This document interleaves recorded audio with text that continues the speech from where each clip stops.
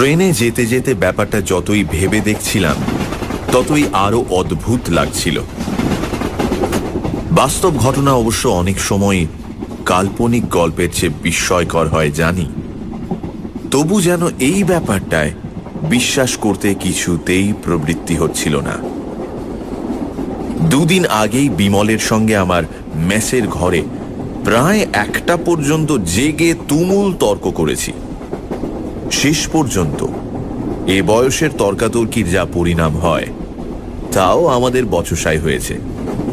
দুজনেরই জেদ ও রাগ বেড়ে গেছে এবং পরস্পরকে যা তা বলে যুক্তির অভাব পূরণ করেছে। আমি বলেছি, যেমন বুনোদের দেশে জঙ্গলের মাঝে থাকিস তেমনি জঙ্গলি বুদ্ধিও হয়েছে।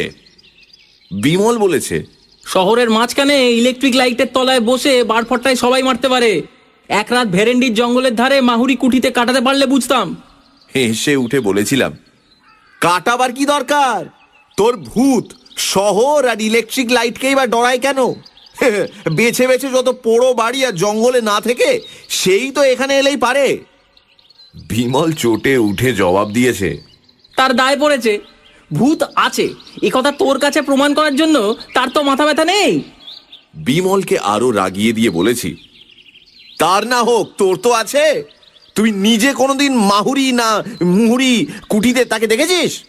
বিমল বলেছে, রাত অবশ্য কাটাইনি, তবে বাইরে থেকে যা দেখেছি তাই যথেষ্ট।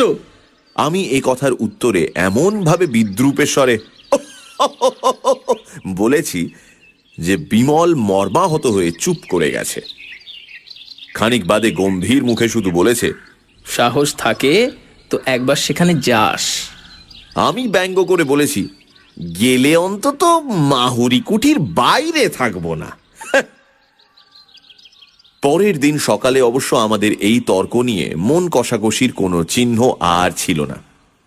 বিমল সকালে ট্রেনেই তার কাজের জায়গায় চলে যাবে, আমি স্টেশনে তাকে তুলে দিতে গিয়েছিলাম। আগের রাতের তর্কের কথা দুজনে ভুলেও একবার উত্থাপন করিনি। কিন্তু কে জানত সে তর্কের জের অমন করে মেটবার নয়। দুদিন বাদেই আমাকে সত্যি সত্যি ভেরেন্ডির জঙ্গলের উদ্দেশ্যে রওনা হয়ে পড়তে হবে। তাই বা কে ভেবেছিল?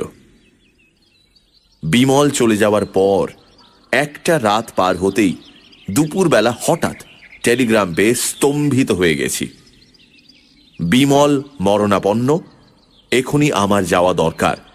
টেলিগ্রামের মর্ম এই।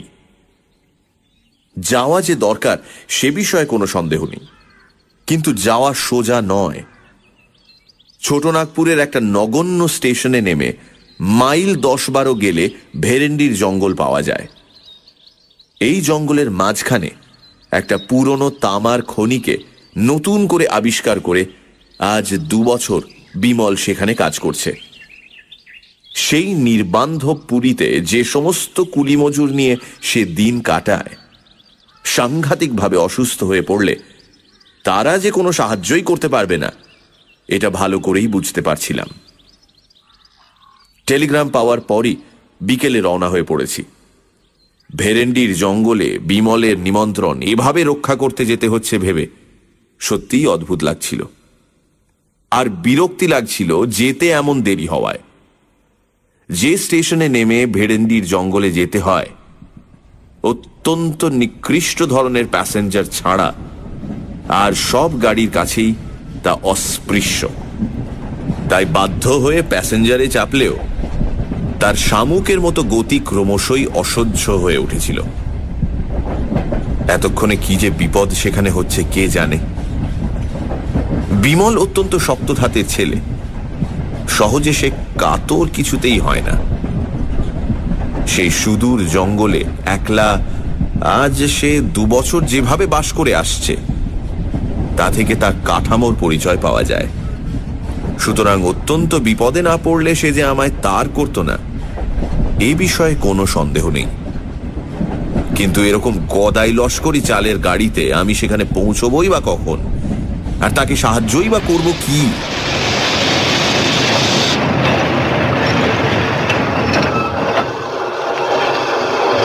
বিকেলবেলা যে গাড়ি রওনা হয়েছিল সমস্ত রাত গুটি গুটি করে চলে ভোর প্রায় 4টের সময় টিনের চাল দেওয়া নিতান্ত আক্ষুটে চেহারার একটি স্টেশনে সে গাড়ি আমায় নামিয়ে দিলে। প্ল্যাটফর্ম বলতে কাঁকড় ফেলা খানিকটা জায়গা, ট্রেনের সবকটা পাদানি বেয়ে সেখানে নামতে হয়। স্টেশন নয়, মনে হলো যেন জনহীন কোনো প্রান্তরে নেমেছি। শীতের রাত্রে ভোর 4টের সময় বেশ অন্ধকার থাকে, তার উপর গাঢ় কুয়াশায় স্টেশনের একটি মিটমিটে তেলের বাতি প্রায় অদৃশ্যই হয়ে গেছে। প্ল্যাটফর্মে জনমানব কেউ আছে বলে মনে হলো না। মিনিট খানেক থেমে গাড়িটা স্টেশন ছেড়ে চলে যেতেই তার নির্জনতা আরো যেন ভয়াবহ হয়ে উঠল। ট্রেনের আলোয় ও আওয়াজে নিজের নিঃসঙ্গতা এতক্ষণ এমন স্পষ্টভাবে বুঝতে পারিনি। কিন্তু এই স্টেশন থেকে বেরোতে তো হবে। ভেরেন্ডির জঙ্গলের রাস্তা এখান থেকে 10-12 মাইল দূর, এইটুকু মাত্র জানি।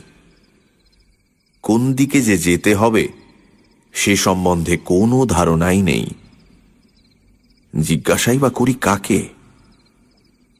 টিকিট চাইতেও তো কেউ আসে না।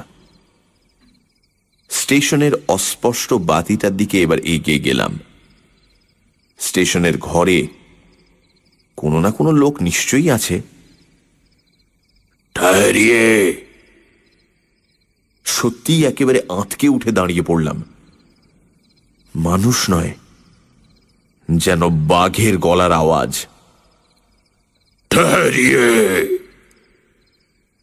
পেছন ফিরে কুয়াশায় ঘোলাটে একটা নীল আলো ছাড়া কিন্তু কিছুই প্রথমটা দেখতে পেলাম না।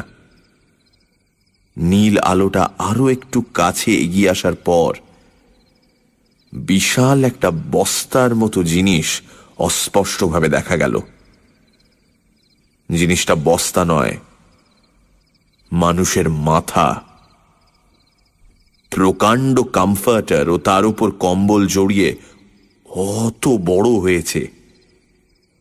সেই কম্বল ও কমফর্টারের সামান্য একটু ফাঁকের মধ্যে এবার প্রকাণ্ড একজোড়া গোঁফ ও দুটি জলজলে চোখ দেখা গেল।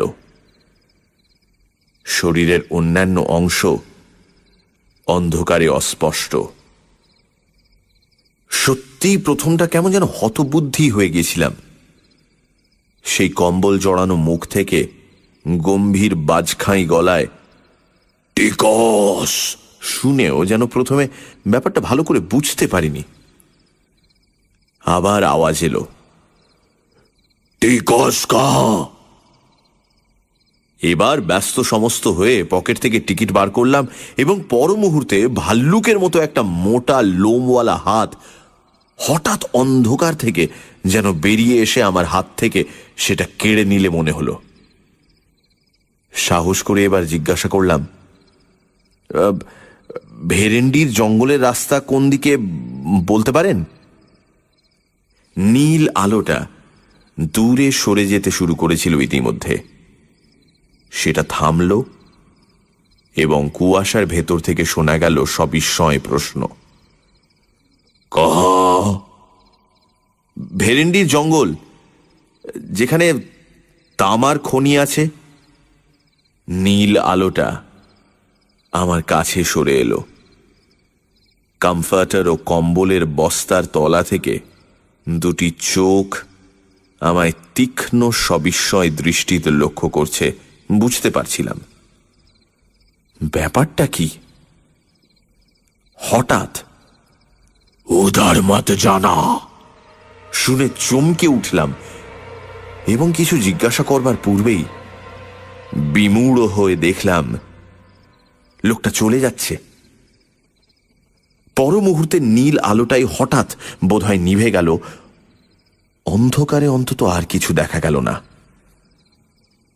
কিন্তু আমার এখন প্ল্যাটফর্মে দাঁড়িয়ে থাকলে তো চলবে না। স্টেশনের সেই আলোটি লক্ষ্য করে আবার এগিয়ে গেলাম। সেই আলোর কাছেই বাইরে বেরোবার গেটটা পেয়ে তবু আশ্বস্ত হওয়া গেল পাশেই স্টেশনের একটিমাত্র ঘর। ভেতর থেকে টেলিগ্রাফের টরে টক্কা আওয়াজ আসছে। গেট দিয়ে বেরোতে বেরোতে কৌতূহল ভরে একবার জানলা দিয়ে উঁকি মেরে সত্যি বিস্মিত হলাম। একটা কুলি বা চাপরাশিরও সেখানে দেখা নেই। বাইরেও কুয়াশাচ্ছন্ন অন্ধকার, শুধু একটা অস্পষ্ট পায়ে চলা পথের ধূসর ধোঁয়াটে রেখা কোনো রকমে চেনা যাচ্ছে। আপাতত আর কোনো পথ না দেখতে পেয়ে সেইটিকে অনুসরণ করাই যুক্তিসঙ্গত মনে হল। খানিক বাদেই অন্ধকার কেটে গেলে আর ভাবনার কিছুই থাকবে না। তখন কাউকে জিজ্ঞাসা করে নিলেই চলবে। কিন্তু আকাশ পরিষ্কার হওয়া সত্ত্বেও কাউকে জিজ্ঞাসা করবার সুবিধা কিছুই হলো না। এরকম নির্জন পথ কোথাও আছে বলে জানতাম না। চারিধারে বিশাল ঘন জঙ্গল, একেবারে নিস্তব্ধ। মানুষ দূরের কথা, এই ভোরের বেলা একটা পাখির আওয়াজও সেখানে শোনা যায় না। সৌভাগ্যের কথা, জঙ্গলের মধ্যে পায়ে চলার দু একটা রেখা ছাড়া এই পথ কোথাও দুভাগ হয়ে যায়নি। ঘণ্টা চারেক চলার পর পথ ক্রমশ উপরে উঠেছে বুঝতে পারলাম। জঙ্গলও সেখানে আরো নিবিড়। একটা চড়াই পার হয়ে দূরে একটা পাথুরের ঢিবির ধারে ছোট একটা বস্তির মতো দেখতে পাওয়া গেল। সে বস্তির পেছনে একটা বিশাল ভাঙা পোড়ো বাড়ি পাথুরে ঢিবির সঙ্গে পাল্লা দিয়ে জঙ্গলের উপর মাথা তুলেছে। কাছে গিয়ে যন্ত্রপাতি ইত্যাদির চিহ্ন পেয়ে বুঝলাম সেইটাই খনি। কিন্তু এখানেও যে জনমানব নেই। খোলার চালের ঘরগুলির অধিকাংশই সকালবেলাও বন্ধ। টালিতে ছাওয়া বাংলো প্যাটার্নের একটি বাড়ি তার মধ্যে দেখতে পেয়ে সেইটাই বিমলের থাকবার জায়গা হবে মনে করে দরজায় গিয়ে কড়া নাড়লাম। কোনো সাড়া শব্দ নেই। দরজায় মৃদু একটা ধাক্কা দিতেই সেটা খুলে গেল। সামনেই বসবার ঘর, কয়েকটা বেতের চেয়ার ও একটা টেবিল পাতা। পেছন দিকে ভেতরের দিকের দরজায় পর্দা ঝুলছে। এ ঘরেও কেউ নেই। পর্দাটা সরিয়ে ভেতরে ঢুকতে যাচ্ছি এমন সময় পেছনে পায়ের আওয়াজ শুনে চমকে পেছন ফিরে তাকালাম। চমকে উঠবার কথা বটে। প্রায় 6 ফুট লম্বা, অত্যন্ত রোগা ও সরু যে লোকটি ঘরে ঢুকেছে, বিজ্ঞাপনের ব্যঙ্গচিত্র ছাড়া অমন চেহারা কোথাও চোখে পড়েনি। জিজ্ঞাসা করলাম, বিমল বাবু কোথায় আছেন বলতে পারো? কোন বাবু? বিমল বাবু। আমি তার অসুখের টেলিগ্রাম পেয়ে আসছি। কেমন আছেন এখন? ইঞ্জিনিয়ার বাবু কমাইতে বলে লোকটা হাতের ও মুখের অপরূপ একটা ভঙ্গি করলে। কিছু বুঝতে না পেরে বললাম, ইঞ্জিনিয়ার বাবুই হলো, কিন্তু তিনি কোথায়? লোকটা আমার দিকে খানিক অদ্ভুতভাবে তাকিয়ে থেকে যা বললে তার মর্ম বুঝতে আমার মিনিট 2 লাগলো এবং তারপর স্তম্ভিত হয়ে আমি ঘরের একটি চেয়ারে বসে পড়লাম। ধীরে ধীরে তারপর সমস্ত ব্যাপারটাই শুনলাম। আমি টেলিগ্রাম পেয়ে যখন ট্রেনে রওনা হয়ে পড়েছি তখন বিমল এ জগৎ থেকেই রওনা হয়ে গেছে। সবচেয়ে আঘাত পেলাম যেভাবে সে মারা গিয়েছে তার বিবরণ শুনে। এক হিসেবে আমি তার মৃত্যুর জন্য দায়ী, কারণ কোনো অসুখে বিমল মারা যায়নি। তার মৃত্যু অত্যন্ত রহস্যজনক।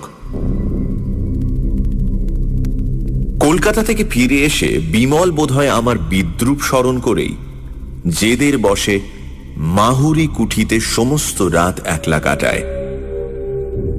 তার সঙ্গে যারা কাজ করে তারা সকলেই মানা করেছিল, কিন্তু সে শোনেনি। শেষ রাত্রে অদ্ভুত একটা গোঙানি শুনে তার বেয়ারা রামদিন ঘর থেকে বেরিয়ে এসে বাইরের মাঠে বিমলকে অচৈতন্য অবস্থায় পড়ে থাকতে দেখে। ধরাধরি করে তাকে ভিতরে তুলে আনার পর দেখা যায় তার মাথায় গভীর আঘাতের চিহ্ন, গায়েও নানা জায়গায় দাগ আছে। সে নিজেই পড়ে যাক বা কেউ তাকে ফেলে দিয়ে থাকুক, কোনো উঁচু জায়গা থেকে পড়ার দরুন যে তার মাথায় দারুণ চোট লেগেছে এ বিষয়ে কোনো সন্দেহ ছিল না। অনেক সেবা শুশ্রূষার পর সকালের দিকে আধ ঘন্টাটাক তার জ্ঞান হয়েছিল। সেই সময় সে আমায় টেলিগ্রাম করতে বলে, কিন্তু তারপর উন্নতির বদলে ক্রমশ তার অবস্থা খারাপের দিকে যেতে থাকে। বিকেল 4টের সময় সে মারা যায়। এদেশের লোকের, বিশেষত অশিক্ষিত কুলি মজুরদের কুসংস্কার অত্যন্ত বেশি। তাদের ইঞ্জিনিয়ার বাবুকে ভূতেই যে ফেলে দিয়েছে এ বিষয়ে তাদের কোনো সন্দেহ নেই। সেই জন্য বিমলের মৃত্যুর পর তার সৎকার করেই তারা সদল বলে খনির বস্তি থেকে চম্পট দেয়। আমি সেই জন্যই সকালে এসে কাউকে কোথাও দেখতে পাইনি। বেচারা রামদিনও পালিয়েছিল। যাওয়ার সময় তবু বুদ্ধি করে সে স্টেশনে আমার ঠিকানায় আর একটা তার করে দেয়। আগেই রওনা হওয়ার দরুন আমি সে তার পাইনি। যে স্টেশন মাস্টার সে তার নিজের হাতে পাঠিয়েছিল তার অদ্ভুত আচরণের ও কথাবার্তার মানে এবার যেন একটু বোঝা গেল। যার কাছে সমস্ত খবর পেলাম, ব্যঙ্গচিত্রের চেহারার মতো চেহারার অদ্ভুত সেই লোকটি রামদিন। আজ সকালবেলা সে সাহস করে বাবুর জিনিসপত্রের তদারক করতে কিংবা চুরির মতলবে যে কারণেই হোক ইঞ্জিনিয়ার বাবুর কুঠিতে এসেছে। সমস্ত ব্যাপার শোনবার পর আমার মনের অবস্থা যা হলো তা বর্ণনা করা অসম্ভব। বিমলের এ পরিণামের কথা আমি স্বপ্নেও ভাবতে পারিনি, কিন্তু এ ব্যাপারের পর চুপ করে চলে যাওয়াও আমার পক্ষে অসম্ভব। ভূতই হোক আর যাই হোক, এ ব্যাপারের রহস্যভেদ আমায় করতেই হবে। আমার সংকল্প আমি তখনই ঠিক করে ফেলেছি। ভেরেন্ডির জঙ্গল থেকে নিকটস্থ থানা প্রায় এক বেলার পথ। দুপুরে রামদিনকে সেখানে খবর দিয়ে পাঠিয়ে আমি রাতের জন্য প্রস্তুত হতে লাগলাম। আর কিছুর জন্য না হোক, অন্তত বিমলের কাছে দেওয়া আমার প্রতিশ্রুতি রাখার জন্যই মাহুরি কুঠিতে এক রাত আমায় কাটাতেই হবে। তার জন্য আয়োজন অবশ্য বেশি কিছু করবার নেই। শুধু একটা জোরালো বৈদ্যুতিক টর্চ ও একটা ছোট লোহার রডই আমি সঙ্গে নেব ঠিক করলাম। সন্ধ্যের আগে রামদিনের ফিরে আসবার কথা, কিন্তু রাত প্রায় 7টা হয়ে গেলেও তার কোনো পাত্তা পাওয়া গেল না। মুখে আমায় কথা দিলেও ভূতের ভয়ে সে যে শেষ পর্যন্ত সরে পড়েছে বুঝতে পারলাম। কিন্তু পুলিশের লোকেরও দেখা নেই কেন? রামদিন কি থানায় খবরও তাহলে দেয়নি? জঙ্গলের মাঝে পরিত্যক্ত খনির বস্তিতে আমি সম্পূর্ণ একা। রাত 9টা বাজবার পর আর অপেক্ষা করতে পারলাম না। পুলিশের লোক আসুক বা না আসুক, মাহুরি কুঠিতে একাই আমায় যেতে হবে। সানডে সাসপেন্সে আজ প্রেমেন্দ্র মিত্র লেখা মাহুরি কুঠিতে এক রাত। ভূতের অস্তিত্ব নিয়ে দুই বন্ধু ভূপেন আর বিমলের মধ্যে লেগে যায় তুমুল তর্ক। বিমল ভূপেনকে চ্যালেঞ্জ করে বলে, সাহস থাকে তো একবার জঙ্গলের মধ্যে ভুতুড়ে মাহুরি কুঠিতে যেন সে যায়। বিমল কাজ করে একটি জঙ্গলের খনিতে। মরণাপন্ন বিমলের কাছ থেকে হঠাৎ একটা টেলিগ্রাম পেয়ে ছোটা নাগপুরের ছোট সেই স্টেশনে হাজির হয় ভূপেন এবং পৌঁছে জানতে পারে বিমল মাহুরি কুঠিতে রাত কাটাতে গিয়ে রহস্যজনকভাবে মারা গেছে। প্রতিশ্রুতি রাখার জন্য এবং বিমলের মৃত্যুর জন্য নিজেকেই দায়ী মনে করে ভূপেন ঠিক করে সে একাই মাহুরি কুঠিতে রাত কাটাবে। তারপর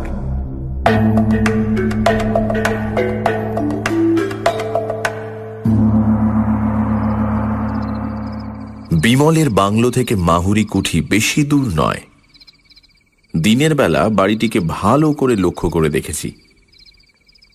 প্রকাণ্ড দোতলা দুমহলা কুঠি। কি খেয়ালে যে এখানে এত বড় বাড়ি কেউ নির্মাণ করেছিল বোঝা কঠিন। বাড়িটির অবশ্য অত্যন্ত ভগ্ন দশা। বড় বড় গাছ তার দেয়াল ভেদ করে বেড়ে উঠেছে। বাইরের দিকের ঘরগুলির জানলা দরজার চিহ্ন আর নেই। এই শুকনো দেশেও ভেতরের ঘরগুলিতে শ্যাওলা ও আগাছা জন্মেছে প্রচুর। ভাঙা দেউড়ি দিয়ে বাইরের মহল পার হয়ে গেলে ভেতরের বিশাল মহলে ওপর নিচে অসংখ্য গোলক ধাঁধার মতো যে সমস্ত ঘর পাওয়া যায়, দিনের বেলাতেও সেগুলি অন্ধকার। দরজা জানলা অধিকাংশেরই নেই। যেগুলির আছে সেগুলিও কবজা থেকে খুলে পড়েছে। আসবাবপত্র অনেক ঘরে এখনো অত্যন্ত জীর্ণ অবস্থায় টিকে আছে। শুধু বোধহয় ভূতের ভয়ে চোরও সেখানে প্রবেশ করেনি বলে। অমূলক ভয় আমার নেই, তবুও টর্চ হাতে বাইরের দেউড়ি দিয়ে মাহুরি কুঠিতে প্রবেশ করবার সময় নিজের অনিচ্ছা সত্ত্বেও গা যে ছমছম করে উঠেছিল তা স্বীকার করতে বাধ্য হচ্ছি। এমন গাঢ় জমাট অন্ধকারের সঙ্গে পরিচয় আমার সত্যিই কখনো হয়নি। টর্চের আলোতে যেন সবলে তাকে কেটে বেরোতে হচ্ছে। বাইরের মহলের ওপর নিচের সমস্ত ঘরগুলো ঘুরে দেখে ভেতরের মহলে ঢুকলাম। নিচের ঘরগুলোর দুর্দশা অত্যন্ত বেশি। আগাছায় মেঝে প্রায় ছেয়ে গেছে। ইট সুরকি পাথর জায়গায় জায়গায় পড়ে আছে স্তূপাকার হয়ে। ঘরগুলিতে ঢোকাও বিপজ্জনক। সে সমস্ত ঘর ছেড়ে এবার ভগ্নপ্রায় সিঁড়ি দিয়ে দোতলায় উঠলাম। দোতলার ঘরগুলি এখনো অনেকটা ভালো অবস্থায় আছে। একটার পর একটা ঘর টর্চের আলোয় ভালো করে পরীক্ষা করে যেতে যেতে কিন্তু অস্বাভাবিক কোনো কিছুই দেখতে পাচ্ছিলাম না। বিমলের মৃত্যুর রহস্য এ বাড়ির সঙ্গে জড়িত না থাকলে অনায়াসে মনে করা যেত যে নেহাত কুসংস্কারের দরুন এখানকার লোক এই পোড়ো বাড়িটাকে এমন বিভীষিকাময় করে তুলেছে। বাড়িটির একটি বিশেষত্ব অবশ্য আগেই উল্লেখ করেছি। ঘরগুলি এমন বিশৃঙ্খলভাবে সাজানো, যেখানে সেখানে দরজা ঘুলঘুলি প্রভৃতি এমনভাবে বসানো যে সব শুদ্ধ একটা বিরাট গোলক ধাঁধা বলে মনে হয়। এক ঘর থেকে আরেক ঘরে যেতে যেতে পথ গুলিয়ে ফেলবার সম্ভাবনা এখানে অত্যন্ত বেশি। সম্প্রতি সত্যিই তাই গুলিয়ে ফেলেছি বলে মনে হচ্ছিল। খানিক আগে যে ঘর ছেড়ে গেছি সেই ঘরেই আবার ঘুরে এসে সবিস্ময়ে তখন দাঁড়িয়ে পড়েছি। ওপরে উঠবার সিঁড়িটাও যে ঠিক কোন দিকে হবে বুঝতে পারছিলাম না। খানিক চুপ করে দাঁড়িয়ে থেকে মাথাটা ঠিক করে নিয়ে আবার এগুতে যাব এমন সময় পায়ে যেন কি একটা ঠেকলো। টর্চের আলো সেখানে ফেলে অত্যন্ত বিস্মিত হয়ে গেলাম। জিনিসটা আর কিছু নয়, একটা চামড়ার ব্যাগ। কিন্তু এই ব্যাগটির সঙ্গে আমি পরিচিত। কলকাতায় বিমলের কাছে আমি এটা দেখেছি এবং তার সুন্দর চামড়ার কাজের প্রশংসাও করেছি। ব্যাগটা কুড়িয়ে নিয়ে খুলে ফেলে আরো আশ্চর্য হয়ে গেলাম। ব্যাগের ভেতর একটি খোপে সুতো দিয়ে বাঁধা একতাড়া করকরে নতুন 10 টাকার নোট, আরেকটি খোপে খুচরো কয়েকটি টাকা পয়সা ও একটি ছোট কাগজের টুকরো। এই কাগজের টুকরোটি দেখেই আমি চিনলাম। নিজের হাতে বিমলকে এই কাগজে আমার ঠিকানা আমি দিয়েছিলাম। বিমল তার মৃত্যুর আগের রাত্রে এই ঘরে যে ঢুকেছিল এই বিষয়ে আর কোনো সন্দেহই নেই। কিন্তু এই ব্যাগ তার পকেট থেকে পড়লই বা কি করে? আর কোনো শত্রুর হাতে যদি তার প্রাণ গিয়ে থাকে তাহলে তারা এই ব্যাগ ছুঁয়নি বা কেন?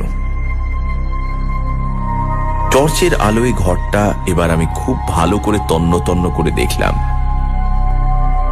ঘরটি আকারে বেশ বড়, অন্যান্য ঘরের চেয়ে আসবাবপত্র একটু বেশি।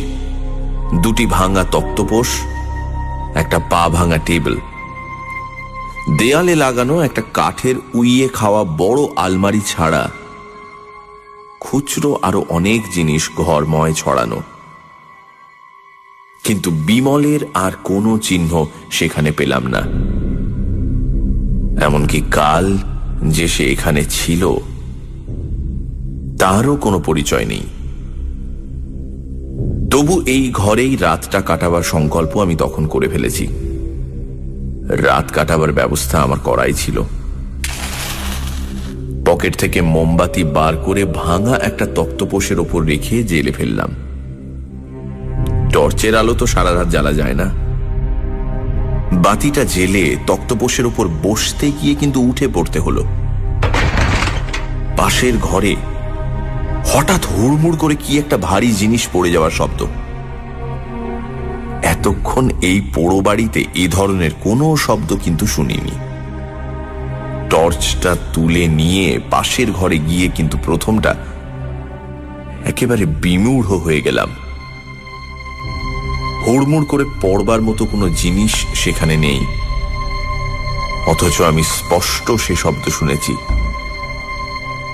হতভম্ব হয়ে খানিক দাঁড়িয়ে থেকে আবার আগের ঘরে ফিরলাম। বাতিটা কেমন করে ইতিমধ্যে নিভে গেছে কে জানে। দেশলাই বার করে আবার সেটা জ্বালতে গিয়ে আর জ্বালা হলো না। বাইরের বারান্দায় চটি পায়ে দিয়ে ফট ফট করে চলার স্পষ্ট শব্দ। ঝড়ের মতো এবার ঘর থেকে বেরিয়ে পড়লাম। টর্চ ফেলবার আগেই কিন্তু শব্দটা গেছে থেমে। টর্চ ফেলে অবাক হয়ে দেখলাম সত্যি দুটো মানধাতার আমলের শুকনো চিমড়ে ছেঁড়া বেহারি চটি সেখানে পড়ে রয়েছে। না, ভয় তখনও আমি পাইনি, বরং কোনো দুষ্টু লোকের কারসাজি যে এর ভেতর আছে সেই সন্দেহই আমার তখন দৃঢ় হয়েছে। সে কারসাজির সমুচিত শাস্তি দিতে হবে। চটি দুটো হাতে করে তুলে নিয়ে আবার ঘরে ফিরলাম এবং বাতি জেলে গ্যাঁট হয়ে ভাঙা তক্তপোষের ওপর বসলাম ঘটনার পরিণতি দেখবার জন্য। ভুতুড়ে চটি যদি হয় তো আমার চোখের সামনেই চলুক দেখি। মিনিট 10 কোনো কিছুই হলো না। ভুতুড়ে চটির ক্ষমতার বহর দেখে নিজের মনেই হাসছি। এমন সময় সত্যি সমস্ত গায়ে কাঁটা দিয়ে উঠল। চুপি চুপি আমার পেছনে কে যেন স্পষ্ট আমার নাম ধরে ডাকলে একবার। মোমের বাতিতে ঘরে তেমন আলো না হলেও সব পরিষ্কার দেখা যাচ্ছে। পেছনে কেউ কোথাও নেই। তবে এই শব্দ এলো কোথা থেকে? আমার মনের ভুল? কিন্তু মনের এরকম ভুল হওয়াও তো ভালো লক্ষণ নয়। ভয় পেয়ে যাদের মাথা খারাপ হয়ে যায় তারাই চোখে নানা রকম ভুল দেখে, কানে নানা রকম আওয়াজ শোনে বলেই তো জানি। না, আরো সতর্ক এবং সজাগ হয়ে থাকতে হবে এবার। নিজের মনের ভুলে ভয় পাওয়ার মতো লজ্জাকর ব্যাপার আর কিছু হতে পারে না। হাতের ঘড়িটার দিকে চেয়ে দেখলাম রাত প্রায় 12:30। এতক্ষণ শুধু ঘরগুলো ঘোরাফেরা করতেই কেটে গেছে, বুঝতে পারিনি শীতকালের ভোর হতে এখনো প্রায় 6 ঘন্টা বাকি। এই 6 ঘন্টায় শুধু ঘুমে চোখ না জড়িয়ে আসে এইটুকু দেখতে হবে। বসে থাকলে পাছে ঘুম আসে বলে এবার ঘরে পায়চারি করবার জন্য উঠে দাঁড়ালাম। কিন্তু কি আশ্চর্য, আমার প্রত্যেক পা ফেলার শব্দের সঙ্গে সঙ্গে বাইরে যেন আর একটা শব্দ শোনা যাচ্ছে। সে যদি কারো পায়ের শব্দ হয় তাহলে তার চেহারাখানা যে কি রকম তা কল্পনা করাও কঠিন।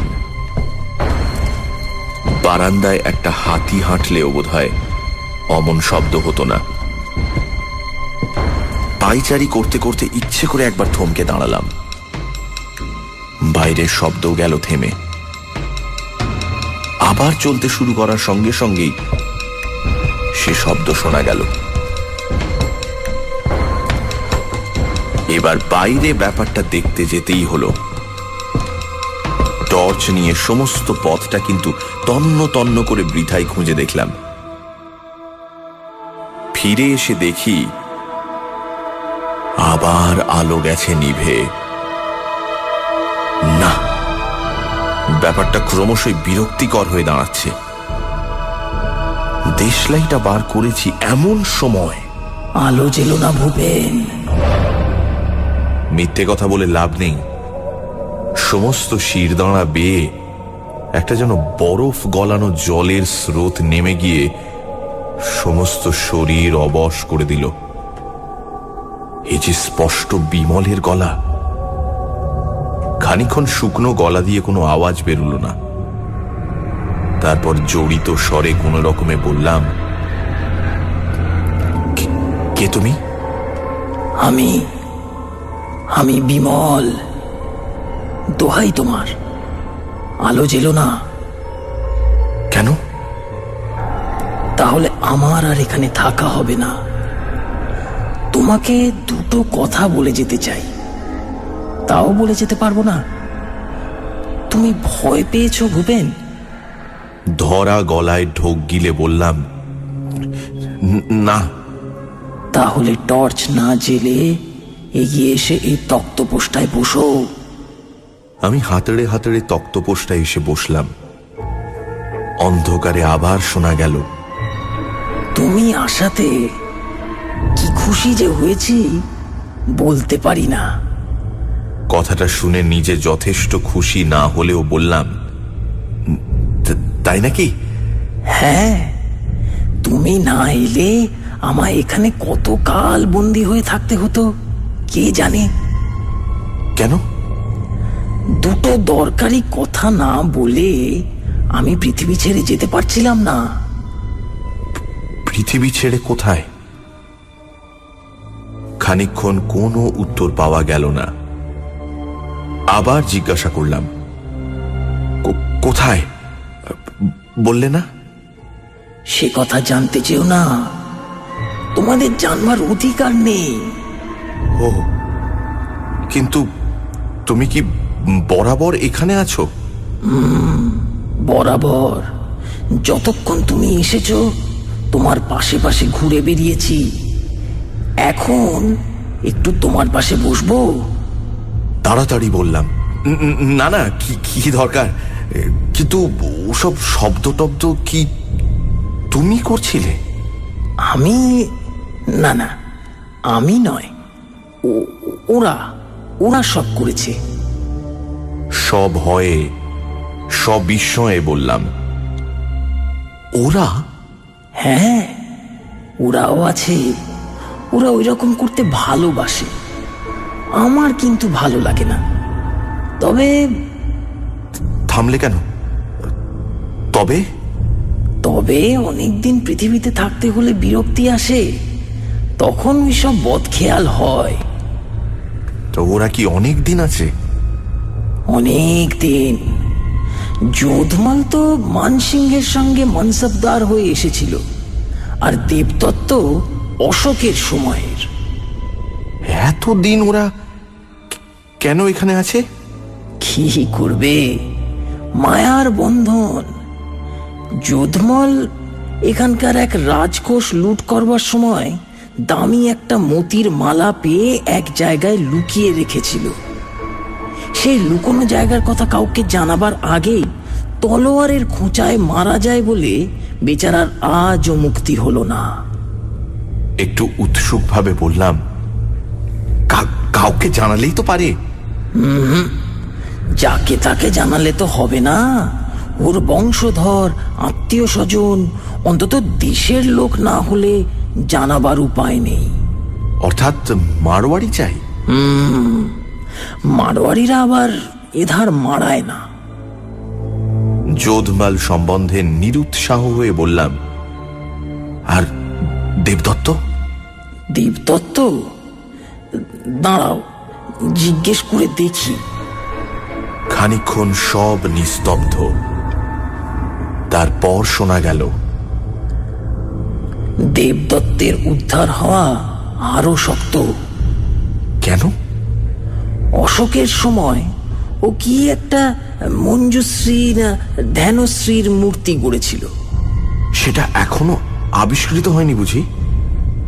কোথায় সেটা? আমি না হয় প্রত্নতত্ত্ব বিভাগে। না না, আবিষ্কৃত হয়েছে বই কি, কিন্তু পণ্ডিতরা তর্কাতর্কি করে তার নাম নিয়ে বাঁধালে গোল। কেউ বলছে সেটা দেবী মূর্তি নয়, কেউ বলছে কি বলে প্রজ্ঞা পারমিতা। হ্যাঁ, তো তাতে কি? চুপ চুপ, দেবদত্ত একেবারে ক্ষেপে উঠবে এখনই। তাতেই তো সব। নাম ঠিক হওয়া না দেখে ও কিছুতেই যেতে পারছে না এখান থেকে। আমি না এলে তুমিও যেতে পারতে না? বোধ হয় না। ওইসব বদখেয়াল? তাও হয়তো হতো। এখনই তো মাঝে মাঝে কিরকম নিষ্ফিস করে। কি নিষ্পিস করে? হাত? একটু হাসির শব্দ শোনা গেল। হাত তাকে বলে না, তবে গলার স্বরে অত্যন্ত অস্বস্তি বোধ করে বললাম, যাকে ভাই, তোমার কি কথা ছিল না, যা বললেই তোমার ছুটি? হ্যাঁ, ছুটি, একেবারে ছুটি। একটু ভয়ে ভয়ে জিজ্ঞাসা করলাম, বলা হলেই তুমি চলে যাবে? তৎক্ষণাৎ। কিন্তু তুমি চলে গেলে এই যোধমাল আর দেবদত্ত? না না, তোমার কোনো অনিষ্ট ওরা করবে না, আমার বারণ আছে। তবে বলো এবার। এই বলছি। ও আবার কি? ও কিছু না। কিন্তু হেঁচকির মতো শোনালো যেন। পাগল, হেঁচকি কোথায়? কিন্তু আমরা তো ওকেই হেঁচকি বলি। আমরা বলি না। তবে কি ওটা? ও আমাদের ভৌতিক দেহের বুৎকার। বুৎকার কি? ও কথার মানে তোমরা বুঝবে না। ওটা এই জগতের কথা। ও জগতের কথা আলাদা নাকি? হ্যাঁ, এতক্ষণ তো বেশ বাংলা বলছিলে। অনেক কষ্টে অনুবাদ করে বলতে হচ্ছিল, কিন্তু বুৎকারের অনুবাদ হয় না। না ভাই, এটাই হেঁচকি। বুৎকার, আমি তাহলে আলোটা জ্বালছি। দোহাই তোমার, এখনো আমার কথা বলা হয়নি। কথা তুমি পরে বলো খন, এখন একটু জলের চেষ্টা করি। আমাদের জল লাগে না, আলো জ্বাললেই আমায় চলে যেতে হবে। তা না হয় খানিক চলে গিয়ে তোমার বুৎকারটা থামিয়ে এসো। বলে সত্যি দেশলাই বের করে মোমবাতিটা জেলে ফেললাম। কিন্তু এ কি, ঘরে যে কেউ নেই। এ কি ব্যাপার? বিমল, তুমি আছো এখানে? বিমলের কোনো উত্তরের বদলে শোনা গেল কয়েক সেকেন্ড মাত্র বিমূঢ় হয়ে দাঁড়িয়ে থাকবার পর আমার মনে আর কোনো সংশয় রইল না। এগিয়ে কড়া দুটো ধরে সজোরে কাঠের আলমারির পাল্লা দুটো আমি খুলে ফেললাম। এ কি বিমল, তুমি সশরীরে? বিমলের গলা থেকে বেরোলো, ব্যাপারটা এতক্ষণে বোধহয় অনেকখানি বোঝা গেছে। হেঁচকিটুকু উঠে সব না খেঁচড়ে দিলে বিমলের ফন্দিকে সার্থক বলা চলত। তার টেলিগ্রামে আমি বিশ্বাস করেছিলাম এবং আগের দিন মাইল 10 দূরের এক মস্ত মেলার জন্যে খনির লোকজনকে ছুটি দেওয়ায় তার অন্যদিকে সুবিধে হয়ে গেছিল। শুধু রামদিনকে ষড়যন্ত্রের মধ্যে তাকে টানতে হয়েছিল।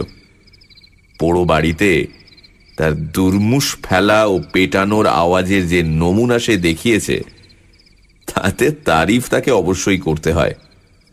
অবশ্য স্টেশন মাস্টারের অদ্ভুত মূর্তি ও আচরণ বিমলের ফন্দিকে সাহায্য করবে এ কথা সেও ভাবেনি।